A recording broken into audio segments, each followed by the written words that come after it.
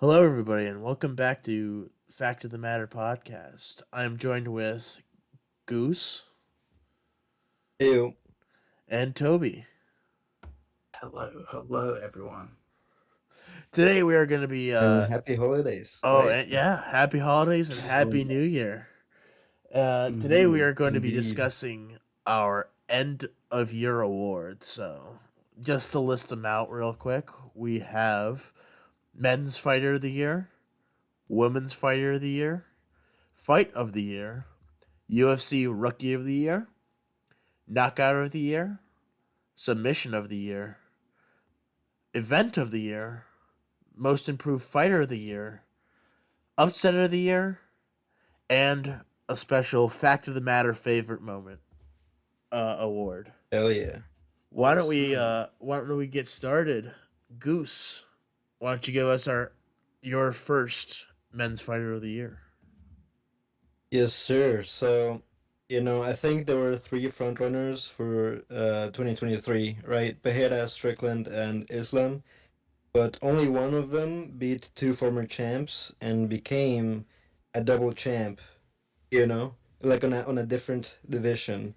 And in only 2 years of being in the UFC, if I remember correctly. And his name is Alex Behera, so obviously I picked him. I know he had a loss um to against Izzy, and probably a knockout of the year contender. I know, but I think, well, if we compare it to Strickland and Islam, I think his victories are more impressive. I mean, Strickland had two other fights, but the competition wasn't as good in my opinion. And Islam also had two victories. So I guess the same guy. So Pereira is my pick. Awesome. Yeah, I agree with you. There's three front runners: Islam, Pereira, and Sean Strickland. I went the Sean Strickland route, where you mentioned Pereira beat two former champions, but he also did lose to Israel Adesanya. You look at Sean Strickland; he went undefeated the year. He beat two guys who, while they were new, they did have a bit of hype around them, and were supposed to be where Sean Strickland was supposed to lose, and these guys were supposed to take his spot, and he beat both of them. And then he ended up beating the guy that beat Pereira, and he beat him the way he beat him, where he just completely dominated him for 5 rounds. I think it gives him. Then we go to Islam, which is another one. The reason I didn't pick him though, um, he did beat Volk twice, but in that first fight, it was a very close fight, and in the second fight, it was on a week's notice. So when I Right. look at that, I don't really see enough to give him Fight of the Year over Sean Strickland. Toby, what do you think? Agreed. I agree with you. I think that it was like a decision between people who all kind of have little asterisks in his own, but I think you can't get away from that. Undefeated year to become the middleweight champion against Israel Adesanya is just it's something I can't really pass by. I was tempted at like a Pantoja pick or even like an Edwards pick, but I just think if I look back and I look at like the fighter of the year, like what fighter had the best year on paper, and I was just like, to come from being two losses out in 2022 to come into 2023, have three wins in a row like that, become a middleweight champion. Can't look past that, and that's the fighter of the year for me in my books. Yeah, I see. Yeah, no, I Mm. think Strickland I was also considering. It was, for me, it was pretty much either Strickland or Poatan, but you know, I think there's merit to both. I just think UFC picked Islam, right? So we at least we know they got it wrong. Yeah, exactly. All right, going to our women's fighter of the year. This one was easier to pick in my opinion, as there Mm. weren't many there weren't many like there wasn't many fights that happened necessarily. Like you get um you get my pick, which is 1 second, let me pull it up because I forget. Alexa I think it was gonna. Grassos. I think we all were gonna have the same pick here, Yeah, guys, for this I'm one. Yep. probably. I think it's gonna be. I think it was Alexa Grassos beat um uh Valentina Shevchenko, then tied her in the rematch, and then you look at other ones. Wei Lee only fought once this year. Bantamweight's not Mm. even like they don't even have a champion, and then featherweight's not even that's not even a weight class anymore. So I think you have to give it to Yeah, Alexa fuck them. Grasso. Mm-hmm. Yeah, I definitely agree with you on that one there. It's Alexa Grasso. Yeah, I love Whaley, and she'll definitely be in consideration for it if she does fight more than a year, like once in the year. But in that case, I mean, having one of the greatest upsets of the year, definitely a contender there for that later award for everyone. I'm assuming, um, is Alexa Grasso and what she did. So yeah, I'm with you on that one, Alexa Grasso. Yeah, no. Actually, I picked my pick for this year's Women's Fighter of the Year was obviously, I don't know how you missed this, but Rose Namajunas. Great year. One loss, I think. No, I'm kidding, of course. I one I one also very very picked. I also picked Alexa Grasso. Nothing too much to say. She had yeah, she beat Valentina Shevchenko. It was a fun fight as well. Very entertaining for Mhm. me, at least. She dropped her. And, I think, uh, well, I mean, if you couple that with the fact that most relevant um, women fighters have just not been as active or maybe, well, defeated, I think that was the biggest accomplishment of them all this year. So, yeah, yeah. I hope next year's better for sure. One counter argument I will say is she did have that draw. However, Mhm. I did see some people giving it to Aaron Blanchfield for beating Jessica Andrade and Talia Santos, who Talia Santos is a very good win. I do like that win, though I did disagree. I thought Talia Santos did enough to win, but it's not what happened. And then she got released from the UFC for some reason. Fuck you, UFC. But Yeah, that's I, all the I bag. the reason I didn't pick Aaron Blanchfield is because while Jessica Andrade and Talia Santos are two very good wins, it's not Valentino Shevchenko. Beating Valentino and then tying her, I think, is what puts you. I think that's what gives you Yeah, Women's Fight of the Year. for sure. Yeah, no, Toby, I actually also considered Erin Blanchfield, but we also have to consider, her win against Jessica Andrade was very short notice, and Andrade is just not quite the same. She was also dealing with a divorce. I don't know. I think Grasso did enough this time. Awesome. Now, guys, fight of the year, a big, big award. big Um, one. which Mm. fight did we think was the best throwdown of the year? For me, I have the flyweight title fight, Moreno Pantoja 3. To me, that was pretty much like reflective of last year, the Yuri Glover fight. It's like you got a 5 round war that just goes back and forth.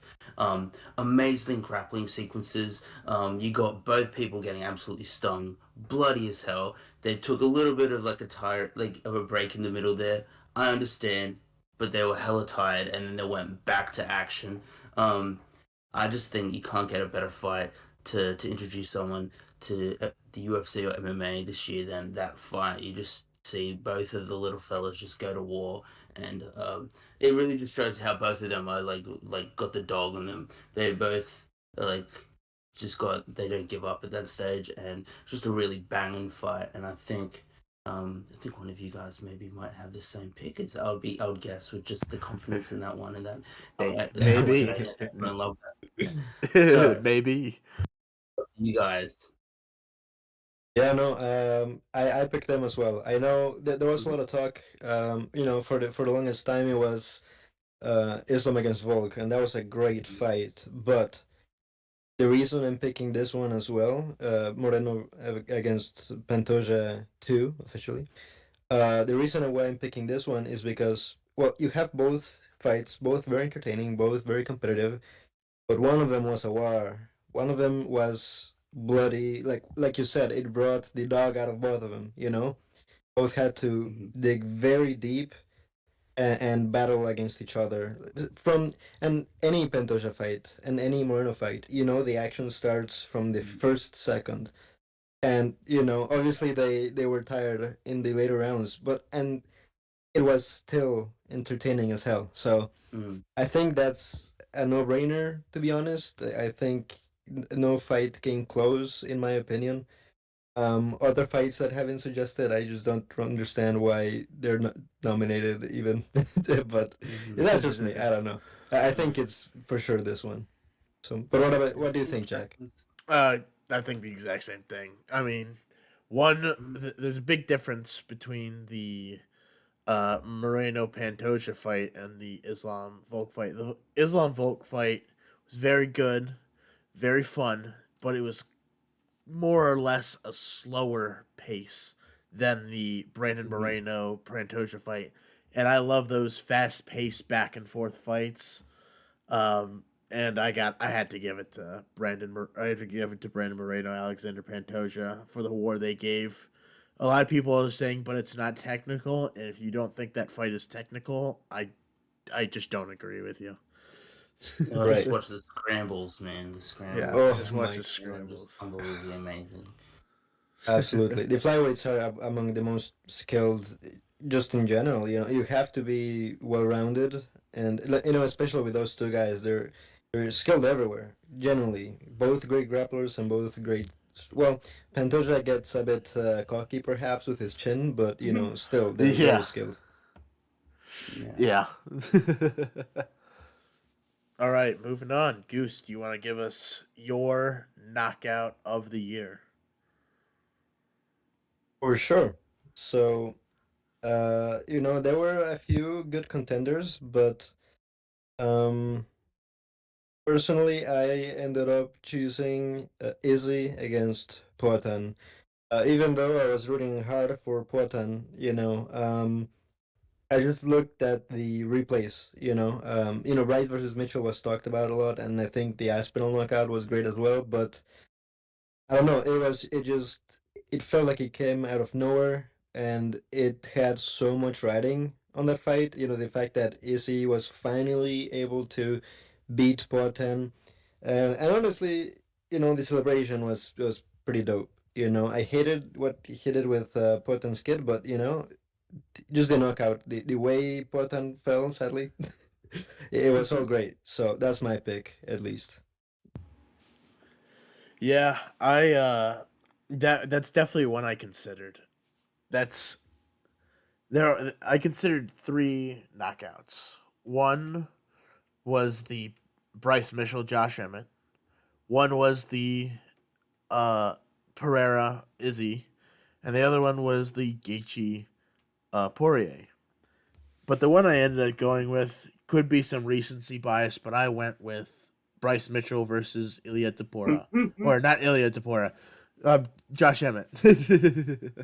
But I believe that was a just an insane hit that he landed, and looking at Bryce Mitchell, uh, him have like I don't know what it was, like a seizure on while he was on the Yeah. ground.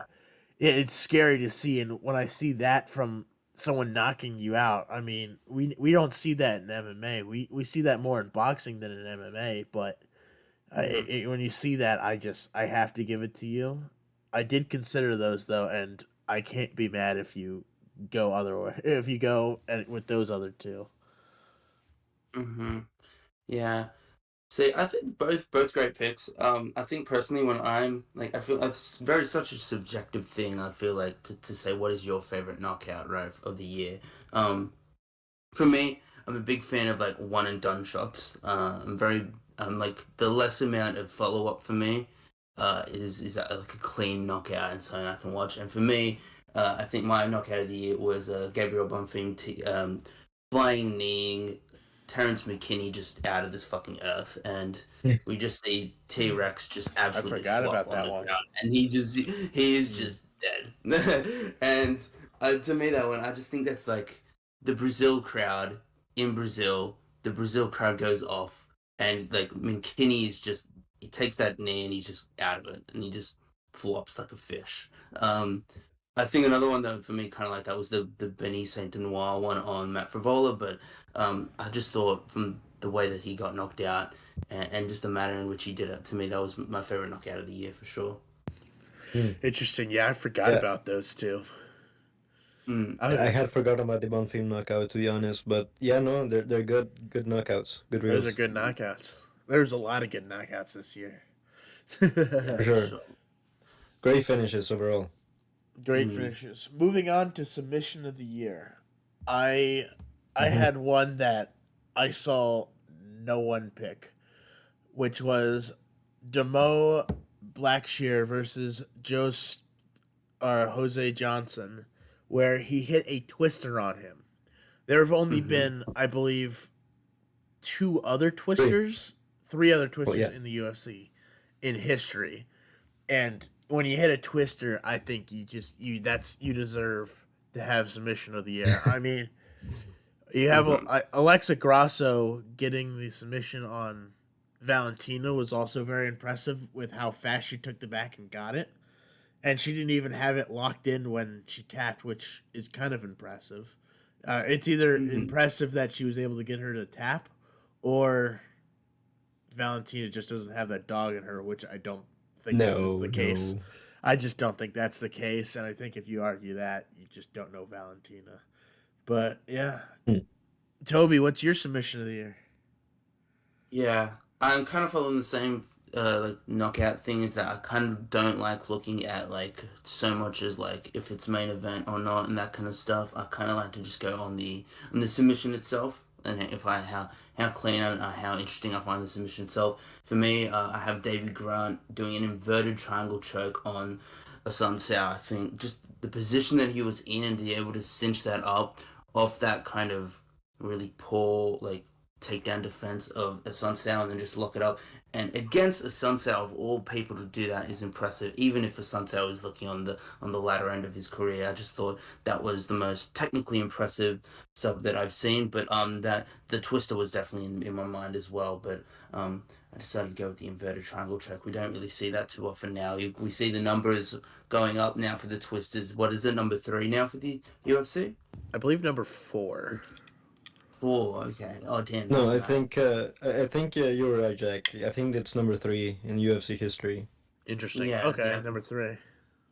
Yeah, yeah. one by Korean Zombie, one by Bryce, and this one. I think. Didn't Oliveira get one? Yeah. No, I don't think it No, was. No. No, he got something else. he's You got a got bunch the of stuff, Carl man. Slachter, I think maybe you might be He's thinking of. got everything except for that. But But anyway, let's yeah, go back.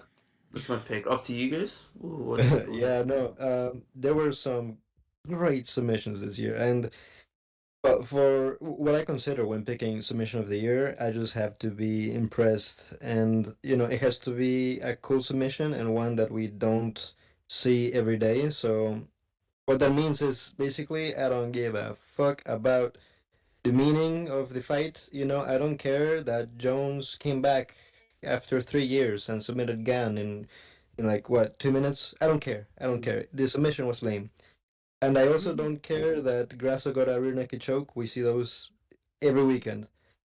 However, those two you mentioned.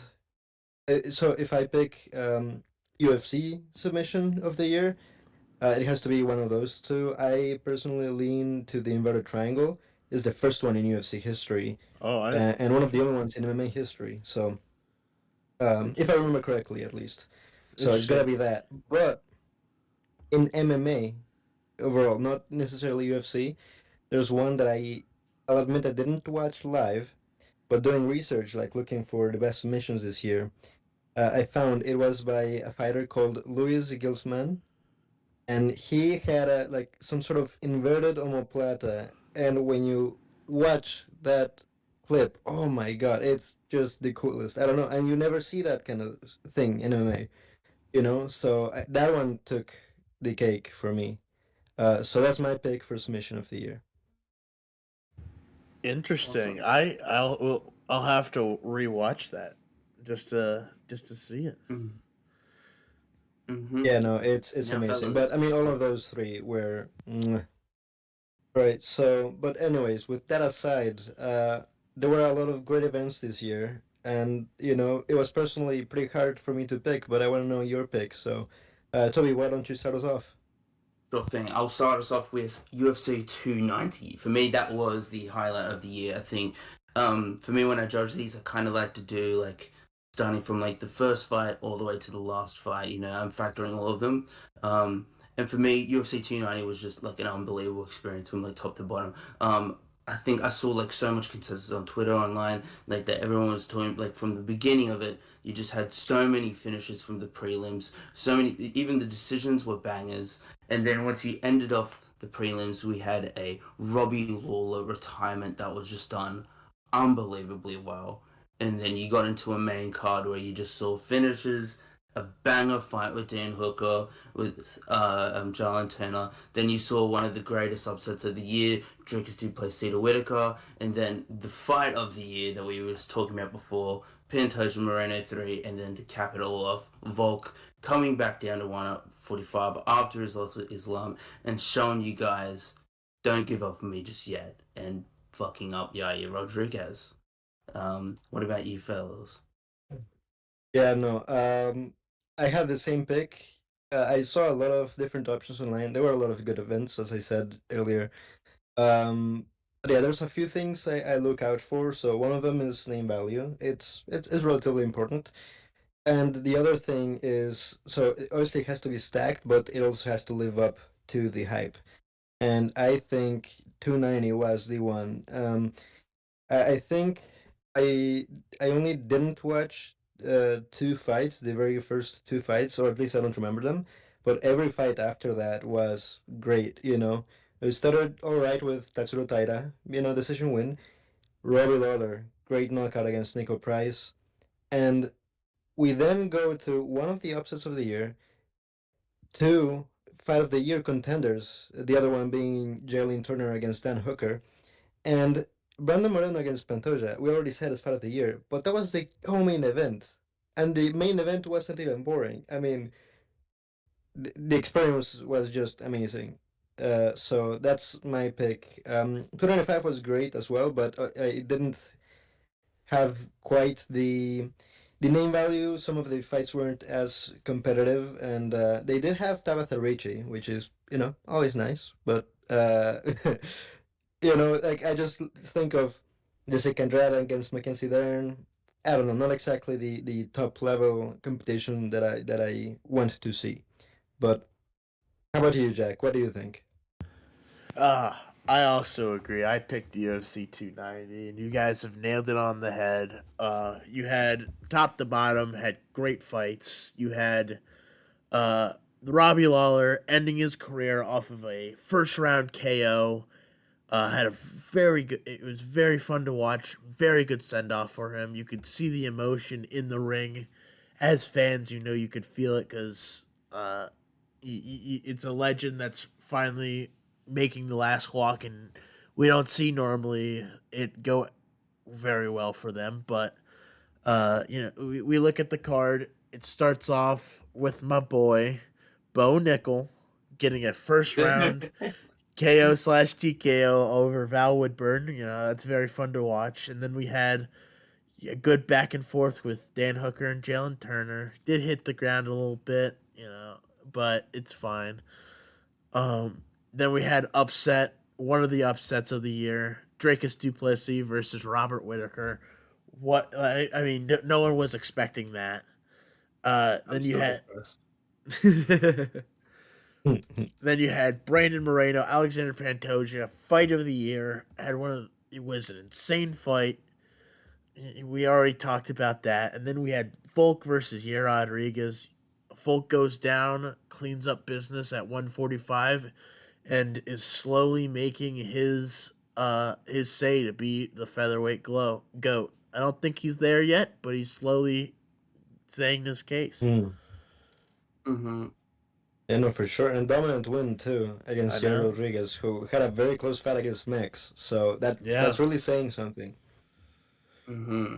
We'll just Yeah. have to see how he does now in against Topuria. Oh Yeah. boy. Ooh. Mm-hmm. Especially after what happened with the Islam fight, but let's just say Oh that's a no. fluke. We'll just say that was a fluke. Definitely, definitely. Feels Definitely. that personally, Definitely. in my opinion, Doctor, not Doctor Yeah. Steppage, but early stoppage. That's what I'm trying to say. Mm-hmm. All right. Anyway, so let's move on to most improved fighter of the year. This one was a bit of a tough one for me, to be honest. But Jackson, start us off. Most improved fighter of the year. This one was tough and mainly because I didn't want to go for the obvious option.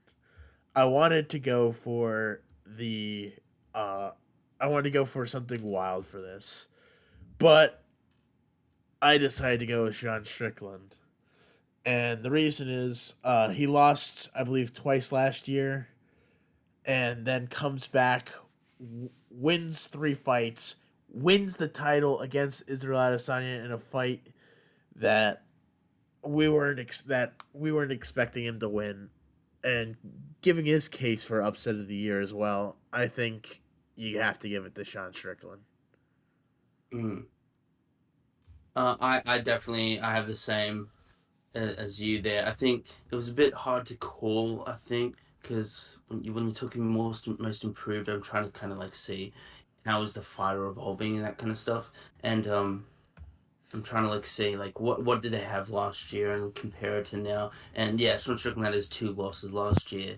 Arguably, maybe you've won that one against Jared Cannonier, but still, he was coming off losses that year where he also got absolutely just sent to the nether realm by Alex Pereira, and then developed this year his new Philly shell kind of style now, and just seeing a much rapid improvement in his stance. Now he's not getting really thrown the iCarly meme of his stance because he's obviously not doing that stupid shit anymore, which is why I think of him as the improved now.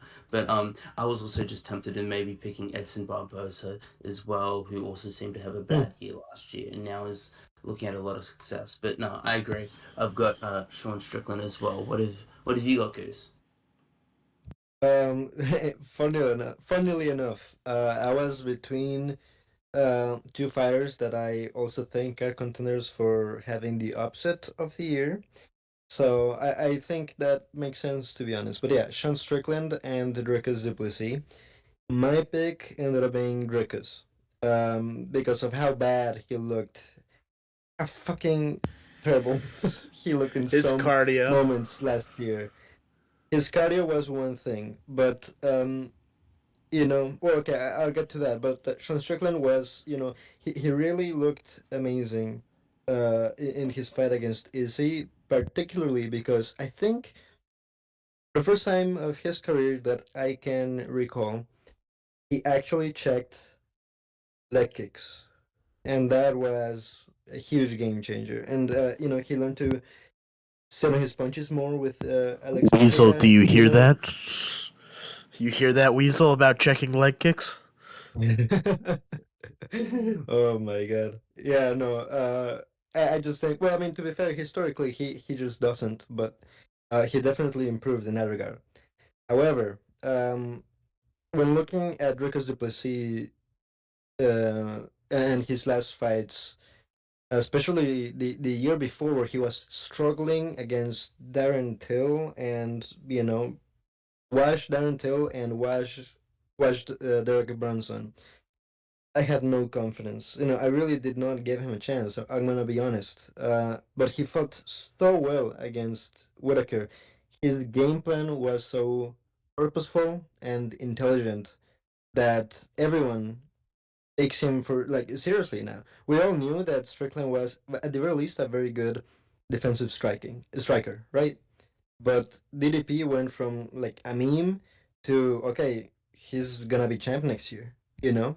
Or, well, some people say that. So Some anyway, people I do. think that's the biggest differential, and that's why I think he's the most improved fighter of the year. What you Mhm. forgetting that Izzy manifested it? What do you mean? What do you mean? Yeah. Of course. Oh He my god. manifested it, sure. Yeah. Jesus. All right. Going into UFC Rookie of the Year. Goose, what are we thinking? Okay, for this one, there's only one right answer in my humblest of opinions, and that's Diego Lopez. Diego Lopez went from being a nobody with no picture on UFC, the kind of fighter that the UFC just calls like on 2 days notice and says, "Hey, ready to lose to make another fighter have a fight? Sweet, we'll pay you some money and then forget about you." He was supposed to be forgotten forever, you know, but he's a fan favorite now almost. He had Mhm. a crazy performance against Evloev, and yeah, like 2 wins after that. I think one of them a great fun knockout. The other one, to be honest, I did not watch. I don't remember, but from being Submission. practically unknown, submission. I don't think I watched it, to be honest, First round. but maybe I don't remember. Maybe I'm having a brain fart. But yeah, no. I mean, first round submission and then first round knockout. That's insane, and everyone's already interested in this guy. So that's my pick. So, yeah, like, what do you think? Yeah, I got Mhm. it. I have to agree with you. I I love my boy. I love my boy Bo Nickel. As a wrestling fan, me and my wrestling friends Ooh. all love Bo Nickel. We talk about him. Uh, but I think you have to give it to Diego Lopez. I mean, he did lose this year. However, it was his UFC debut, and it was on very, very. I think you said 2 days notice, I believe, or it could have been. I was exaggerating, I but yeah, it was it's very very short it notice. was very A for few days. very. It was it was less than a week from what I remember. And he's facing a guy who I believe is undefeated, and Mm-hmm. he's going to the top of the division. Had a pretty close fight with him. Then his next fight goes out, and submits the guy round one with a triangle armbar, which is you're just like you're like, okay, this guy seems like he's the real deal, and then he goes up and he's facing a guy that is a grappler, and he then knocks him out round one as fast as he submitted the guy before.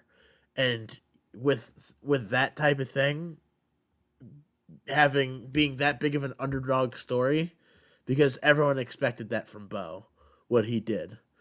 Uh, I think you have to give it Mm. to Diego Lopez. What do you think, Toby? Mm.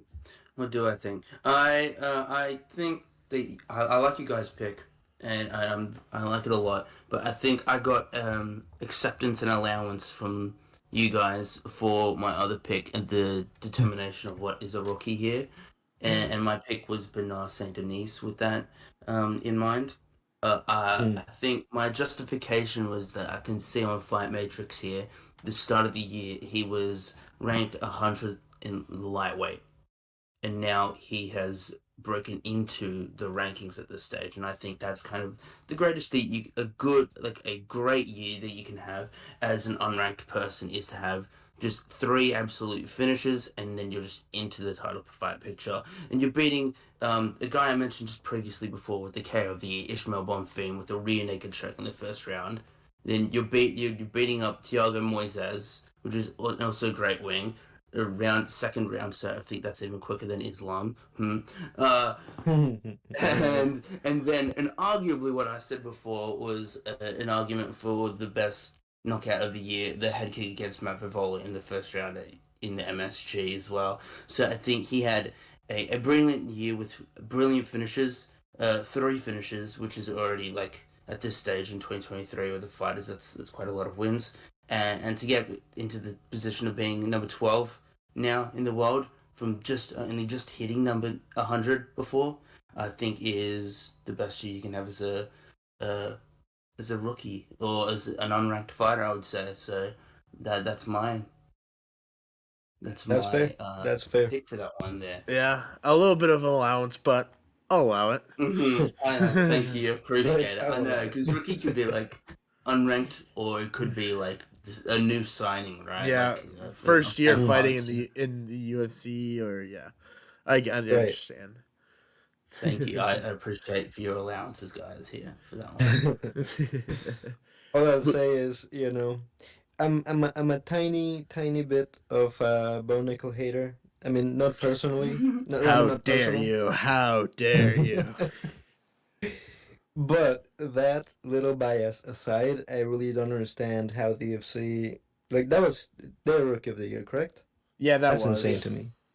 Yeah, I mean, as a Bo Nickel Val fan, I agree. Woodrum, yeah, I don't know, man. It's just, Val Woodrum was what Diego Lopez was supposed to be, or Hmm. Yeah, Evlev, right? Just like an easy like, who cares about Val? No offense, but I yeah. mean, he just didn't belong in there, not yet, at least. So No, I he don't did know, not not belong there. very Yeah. impressed Hmm. personally. Yeah, I agree. Yeah. Yeah, I'm a certified Bo Nickel fan. I've talked about this. I'm a huge wrestling fan. You know, Hmm. but I agree. Short notice fight where he's the huge favorite had a training Mm, camp. I mean, he did what he was supposed to do. Before that, right. we can debate the nut shot if it mattered or not, which I could It say definitely mattered. like we Both Definitely could mattered. debate, but definitely mattered. No, it no, no. mattered. But I don't. I think he would have taken him down nut shot or not. Hmm. But Oh my uh, god. Hmm.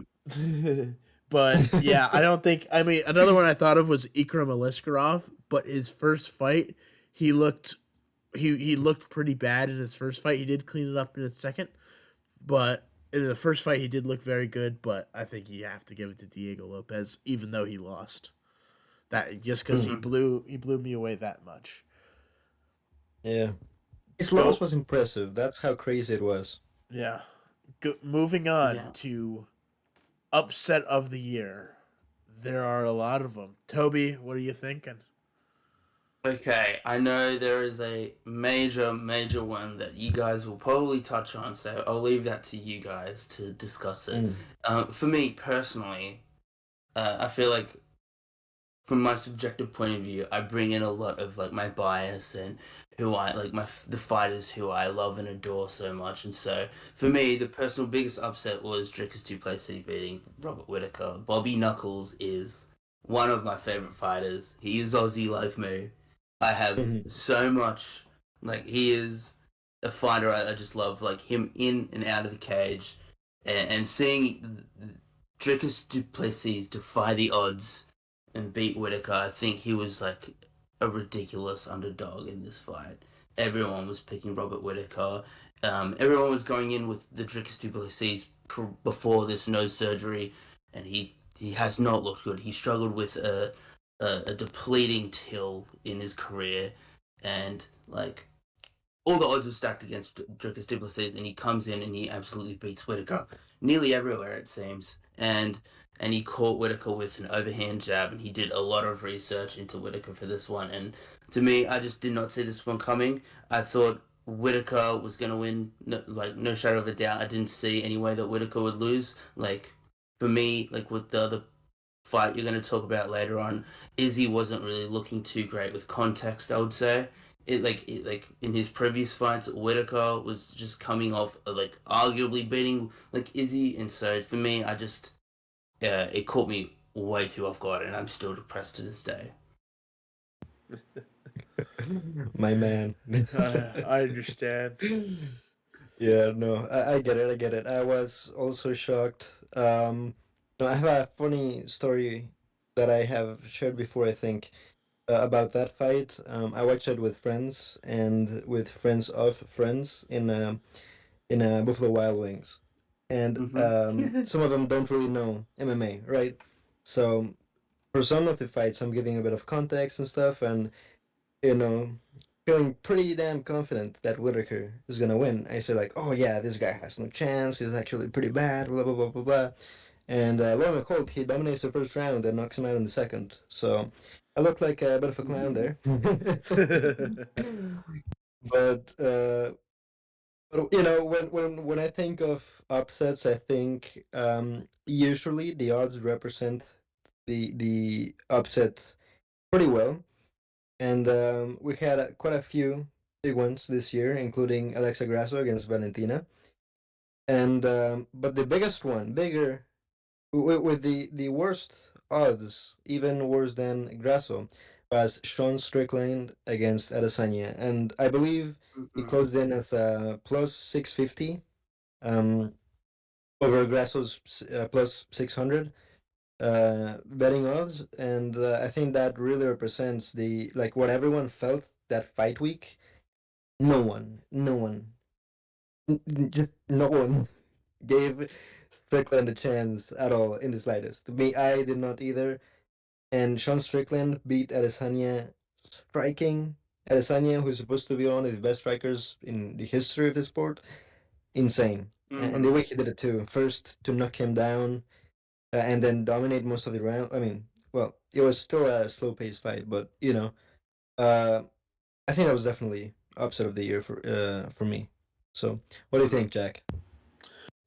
Yeah, I there were a lot, and I had a very similar story like you did, Goose, with the Whitaker Drakus fight.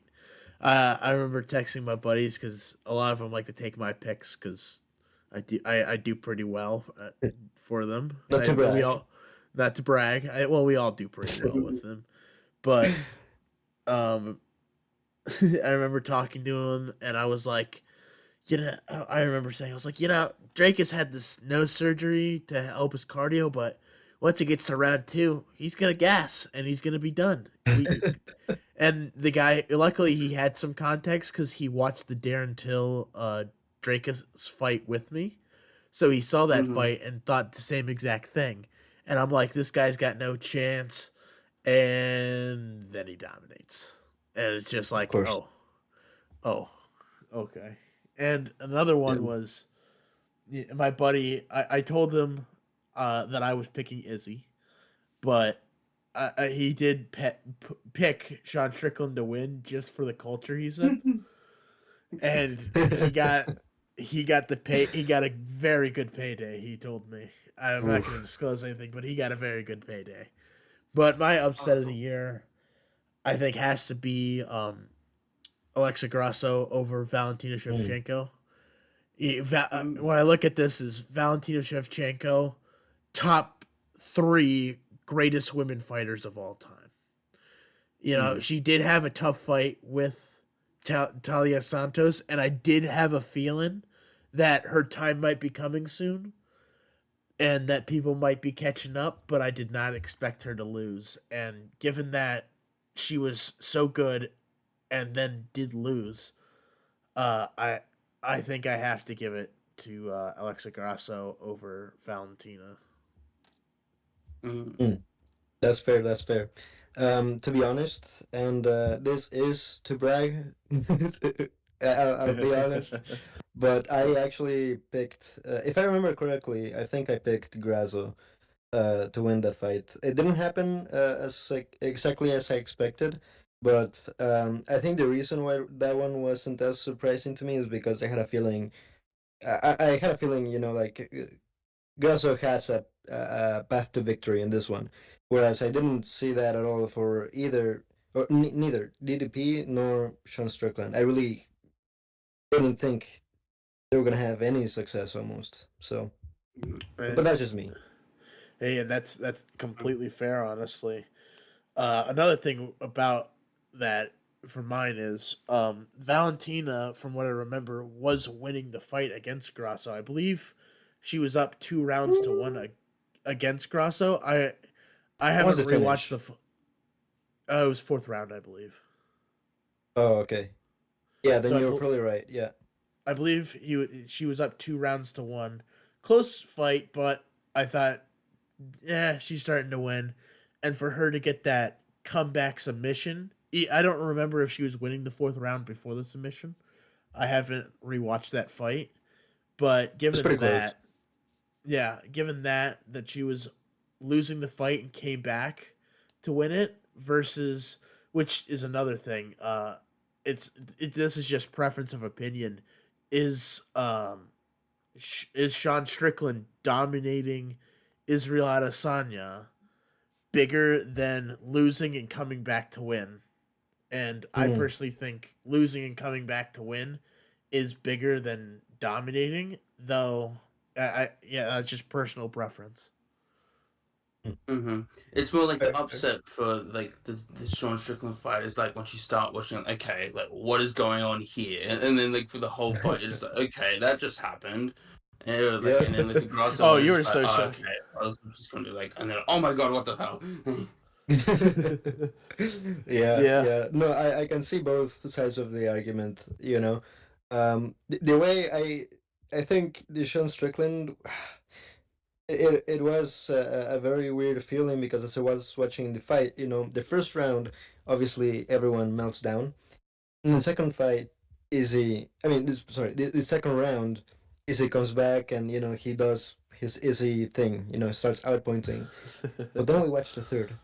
And then we watched the fourth, and then we're thinking, holy shit, is he really? Is he Am about I to stupid for win? scoring it for Sean? Is he really gonna do this? You know, even Mhm. after the fifth round, I was like, okay, surely they're gonna rob him or something. But no, I Mhm. don't know. It was a uh, crazy experience. It was like that watching was. Francis against Fury. You know, Ooh, after actually, yeah. Francis dropped Fury, that was it's same feeling, same feeling. Oh, that That could have that been an argument that for could upset that of the could year. that And actually could have been. I guess it's boxing and not necessarily MMA, yeah, Right, even right. though it is an MMA but it made fighter. me upset. It made me upset that he got robbed. And Right, right, right. Well, talking about that, I think that's a good segue. What is the fact of the uh, matter's favorite moment of the year? Award. Why Let's don't start with mm-hmm. Goose? Why don't you go first? Let's have you Sure. go first, Goose. Since you insist, you know, I'm just excited to talk about this because, you know, my favorite moment of the Oh, year was I. Francis fumbling the bag. Wait, what? That didn't happen? What? Who could have predicted I'm a this was huge gonna be Francis. yours? I'm a huge Francis fan. I don't know what to say, but you know, again, that doesn't exactly fit into MMA. It's No, boxing, I it's know, but fine. it's one of my It's guys. You your know. hey, it's your favorite fact of the matter. So it's your favorite moment for like the year, I guess, for like anything that includes fighting. So I Yeah, guess that's yeah. fair. And to be fair, he's our champ. You know, he's the lineal MMA heavyweight champion, and he represented us marvelously. So I think that counts for something. But you know, if we wanted to keep it strictly MMA, it's actually one moment that we talked about in a previous podcast, and that is the stare down of Mm. Poatan against JD Prohaska. The music, but like both walkouts, the way they were staring each other down, none of them budging. I don't know if I felt like that before in a fight. Just with the stare downs. I don't know if you know, and they're not my favorite fighters, but oh my god, my heart was pounding. You know, that one was epic. So those two, I would say. But what about you, Jack? My favorite moment had to be it was on UFC 289 when our boy Charles Oliveira submit or oh, knocked TKO'd Benil Dariush, shutting up all the haters, all the critics of him, saying that he was never gonna make it to the top again. I remember talking about the fight with you, Goose, and I remember thinking, I was like, we agreed on it, but we were both like, I think this is a stylistically a good matchup for Oliveira. It's gonna be a close fight, but on the feet, I'm gonna give it to Oliveira, and we both agreed about that. Mm. Uh, mhm. and I remember going into that fight. It was the first time I was like genuinely nervous for Oliveira. For the Islam fight, I went into that fight overconfident uh in Oliveira's ability. I thought he was gonna just I thought he was going to humble him. Turns out I got humbled, but I wish. Mhm. But I look at that. I saw everyone was counting him out. You get MMA Guru saying that Charles Oliveira doesn't have a shot. You get every single YouTuber saying he Lucas doesn't have a Tracy, how shot. to forget? Yeah, Lucas gets everything wrong. Let's be real. Yeah. You get Weasel saying he doesn't even have a shot. You get even Chael Sonnen going on his YouTube channel and saying that Charles Oliveira doesn't have a shot, and that he said Beneil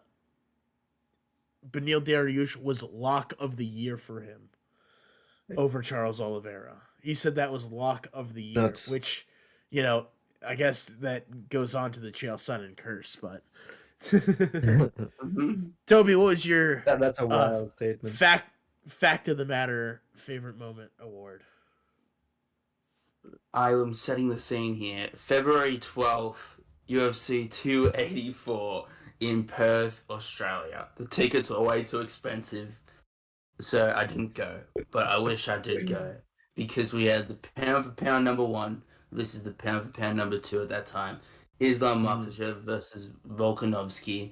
Volk going up from 155 to 155 because he pretty much had no one anymore in 145.